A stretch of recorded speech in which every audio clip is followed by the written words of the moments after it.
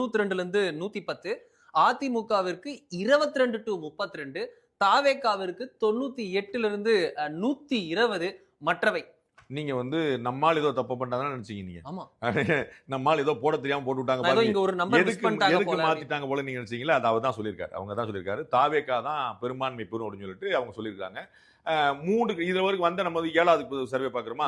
7வது சர்வேல 6 சர்வே ஒரே மாதிரி 6 சர்வேல 4 சர்வே டிஎம்கே கூட்டணி ஆட்சி அமைக்கும் சொல்லியிருக்காங்க. 2 ஏடிஎம்கே கூட்டணி ஆட்சி அமைக்கும் சொல்லியிருக்காங்க. நம்ம எல்லாரும் மாதிரியும் போய் இருந்தா நமக்கு என்னப்பா வித்தியாசம் இருக்கு? 4 பேர் நம்மளை பத்தி பேச வேண்டாமா அப்படின்னு சொன்னோன்னே டப்புன்னு வேற இடத்துல ஆக்சிஸ் மை இந்தியா நான் பாடுறா வேற ஒரு பிட்ட போடுறேன் அப்படின்னு சொல்லிட்டு நீங்க எல்லாரும் யாரை கேட்டாலும் பாத்தீங்கன்னா யாருக்கு ஓட்டு போட்டீங்க அப்படின்னு சொல்லினா கலைஞர் எழுப்பி கேட்டா நான் தாவேகா ஓட்டு போட்டேன்னு சொல்லிடுவார் போல.